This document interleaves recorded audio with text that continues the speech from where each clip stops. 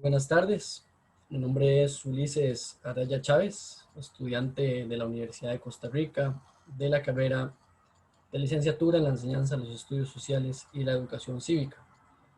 Esta tarde vamos a realizar una presentación virtual en la cual promoveremos en los estudiantes la adquisición del pensamiento histórico. Seleccionamos para ello una destreza a la cual le daremos énfasis en las lecciones dentro del marco de una secuencia didáctica. Para iniciar, destacamos que la destreza que hemos seleccionado para trabajar ha sido la de la empatía histórica. El ejercicio de la empatía histórica es una destreza que se cobija bajo la competencia de la imaginación histórica, la cual funciona, según Santiesteban, para contextualizar, desarrollar las capacidades para la empatía y formar el pensamiento creativo, crítico, a partir del análisis histórico. ¿Por qué hemos seleccionado la empatía histórica? Al utilizar la imaginación histórica, colaboramos en el proceso de rellenar vacíos en los necesarios conocimientos previos del estudiante, a la hora de ubicarse en un contexto histórico determinado. Empatizar con la situación, ponerse en el lugar de quienes vivieron el periodo de estudio, ayuda a crear conocimientos significativos que van más allá de los enfoques tradicionales de memorización de datos y fechas. Con empatía y contextualización, nos dice Levesque 2018, citado por Santiesteban, podemos viajar en el tiempo con la imaginación histórica como instrumento útil y necesario del pensamiento histórico como pensamiento creativo, siendo conscientes que lo hacemos desde nuestro contexto cultural y usando el apartado conceptual de la actualidad. ¿Cuáles son los objetivos que nos hemos planteado a la hora de profundizar en empatía histórica como una destreza del pensamiento histórico? Han sido tres fundamentalmente. El primero, lograr que las y los estudiantes puedan realizar un análisis aproximado a la realidad del contenido de estudio para lograr una mejor comprensión de los mismos, acudiendo a la empatía que logre disuadir los niveles de abstracción de la materia. Es decir, queremos que la materia de estudio sea cercana, sea real, sea material, ¿verdad? Que el estudiante pueda palparlo y sentirlo como algo propio.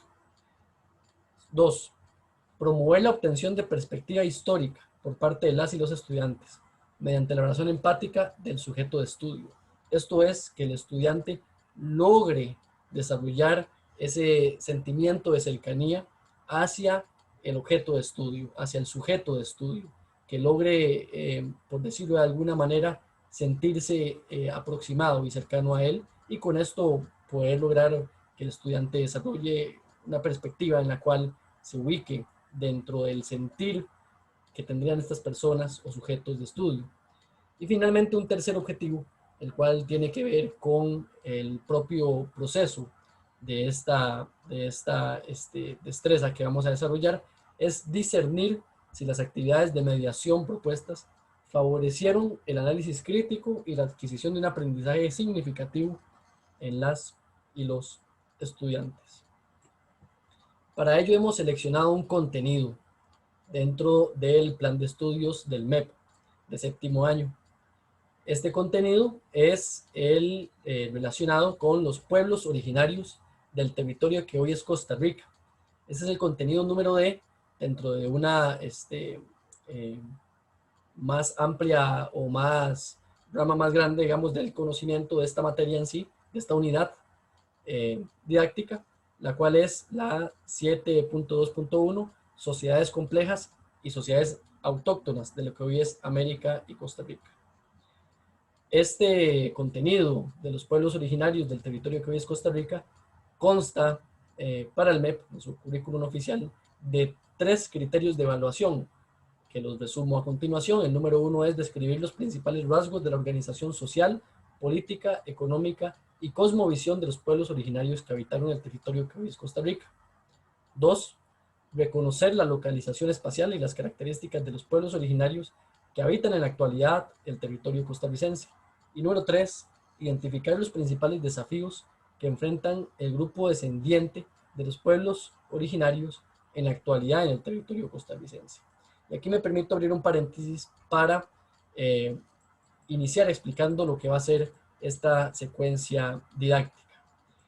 Si ponemos atención a los tres criterios de evaluación que propone el Ministerio de Educación Pública, logramos identificar que el tercero, repito, identificar los principales desafíos que enfrentan el grupo de descendientes de los pueblos originarios en la actualidad en el territorio costarricense, va mucho de la mano de lo que podríamos potenciar o aprovechar para desarrollar la empatía histórica.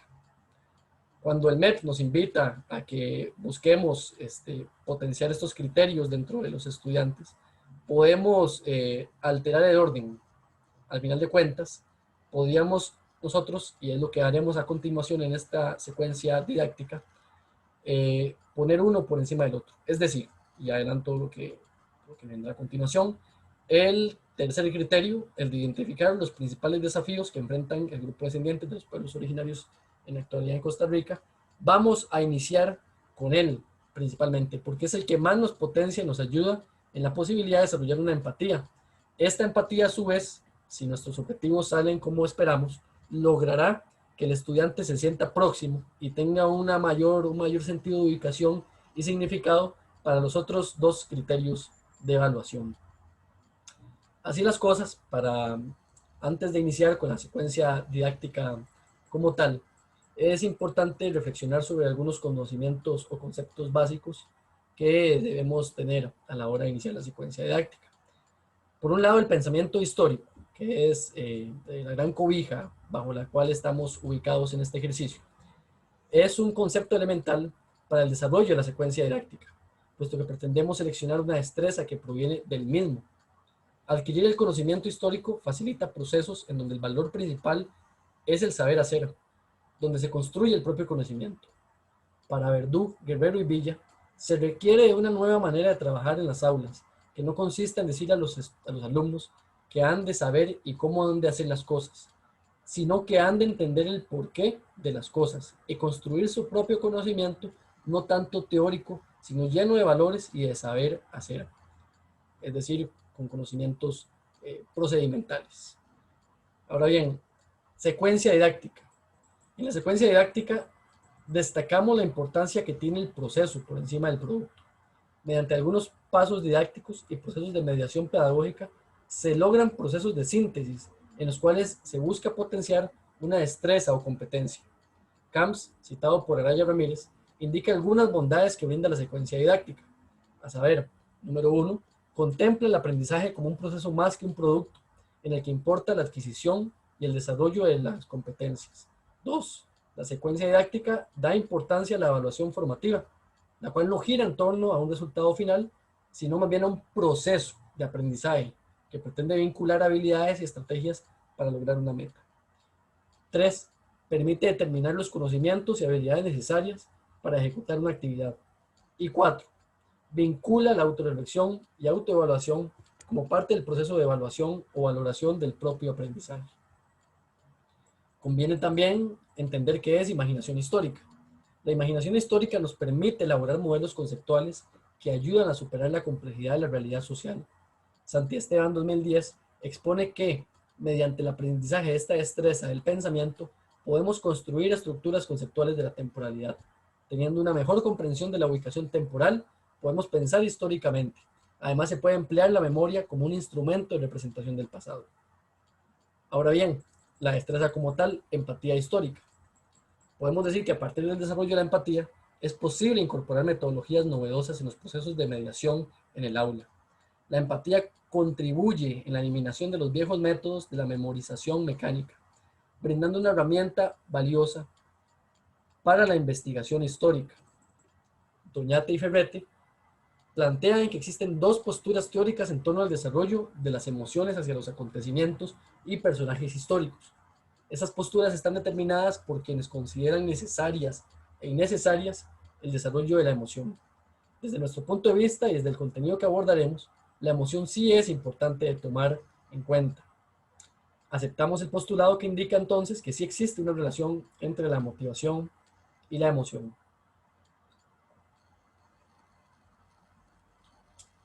Ahora bien, entrando de lleno en la secuencia didáctica, hemos seleccionado tres etapas de esta secuencia. En cada una de ellas aplicaremos estrategias de mediación y un tipo distinto de evaluación. Como decíamos anteriormente, vamos a iniciar por el contenido que el MEP situaba de tercero, ¿verdad? El criterio de evaluación que el MEP incluía. Así las cosas, tendremos 3 etapas: preparación, 2, producción y 3, evaluación.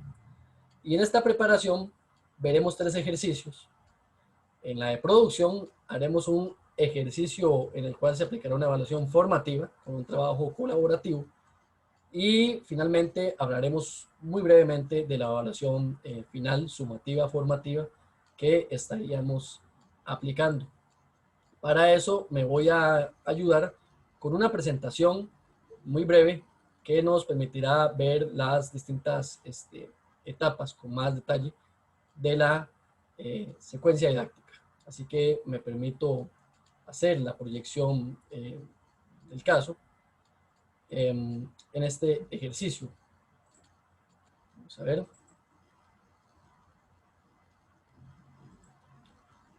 Aquí estaríamos viendo lo que es las etapas de la secuencia didáctica en un ejercicio que está pensado para 360 minutos, lo que equivaldría a 4 lecciones de 80 minutos cada lección. Como decíamos, la etapa número 1 es la preparación inicial. En esta etapa lo que esperamos es exponer al grupo de estudiantes el plan de trabajo total para las siguientes lecciones. Además, se van a escuchar, una vez se explique en qué va a consistir esta secuencia, las observaciones y a proponer las actividades de mediación donde buscaremos desarrollar la empatía histórica. Y habrán aquí 3 ejercicios que vamos a utilizar, 3 técnicas o estrategias de mediación. Uno primero que va a ser escuchar con atención una canción llamada Maldición de Malinche, una observación de un video que irá posteriormente eh, posedido más bien de un pequeño diálogo, y finalmente haremos la lectura de un pequeño texto de Pablo Presbere que integra algunas fuentes primarias, como ya vamos a ver más adelante. Una vez que escuchemos el primer ejercicio, que es La maldición de la Malinche, de la autora Amparo Ochoa, vamos a revisar con atención en este video la letra que contiene eh, esta canción relacionada con el tema, donde vamos a buscar que el estudiante pues desarrolle o despierte el interés que ocupa esta temática en relación. Después de escuchar esta canción con el video y la letra, haremos una pregunta en un papel. Esa pregunta será de carácter personalísima de cada estudiante y se les cuestionará sobre qué refleja para ellos la letra de la canción Maldición de Malinche. Esto nos ayudará a nosotros a ubicarnos un poco en esos conocimientos previos que puede tener el estudiante y que pueden ser potenciados para salir gracias a esta canción. Como una segunda actividad de mediación en esta primera etapa, vamos a ver un episodio de un programa que salió en el 2017, denominado Suave en Toque, desarrollado por la Federación de Estudiantes de la Universidad de Costa Rica. En este episodio especial que se llama Presentado por más de 500 años de exterminio indígena, se habla a grosso modo de la realidad actual de los 8 grupos pueblos originarios que hay presentes en Costa Rica, su realidad, sus problemáticas, su ubicación. Es un video bastante interesante, bastante crítico además, presentado por un estudiante de pueblos originarios de este país. Vamos a, una vez visto el video, vamos a abrir un espacio de comentario y opiniones libre, completamente libre, lo menos sesgado por parte del docente posible. No vamos a forzar opiniones, vamos a dejar que el estudiante libremente que quiera participar, participe, no vamos a obligar a nadie a hacerlo. Vamos a aceptar todo tipo de respuesta porque estamos, como repito, en esta primera etapa. Y finalmente vamos a promover, si se puede y si es posible, y eso nos haría sentirnos muy a gusto, un debate interno entre los estudiantes donde se den distintos comentarios unos a otros. Repito, ojalá de forma natural y sin forzar ningún tipo de conducta por parte del estudiantado. La segunda actividad de mediación en esta primera etapa va a ser el análisis de fuente. Y aquí vamos a leer un capítulo, se va a repartir un pequeño texto, no son más de 5 páginas, de un texto de un capítulo que se llama Lucha Libertaria del cacique Pablo Presbere, extraído de una reseña histórica del cacique Pablo Presbere, defensor de la libertad de los pueblos autóctonos costarricenses. Este es un documento oficial que se publicó por el Boletín de la Asamblea Legislativa en 1997, en el cual se creó a partir de la declaratoria de Pablo Presbere como héroe libertador de Costa Rica. Este breve texto de 5 páginas contiene a su vez 2 fuentes primarias que interesa que el estudiante pueda analizar. La primera es la carta de Fray Antonio de Andrade y Fray Pablo R. William de Santo Domingo, el 10 de enero de 1709. Esta carta fue capturada por Presbere en su momento, dando origen a la organización para la toma de Talamanca por parte de las fuerzas del cacique. Y la otra fuente primaria que vamos a encontrar ahí es un acta del juicio de Pablo Presbere del 22 de junio de 1710. Es interesante que aquí la parte que nos interesa acentuar es una declaración en el interrogatorio al cacique Pablo Presbere, donde él se niega a delatar a sus personas, a sus compañeros de causa de lucha.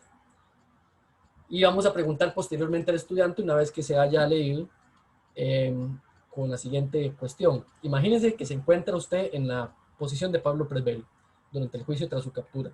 Preguntaremos al estudiante, ¿habría delatado usted a sus compañeros de causa?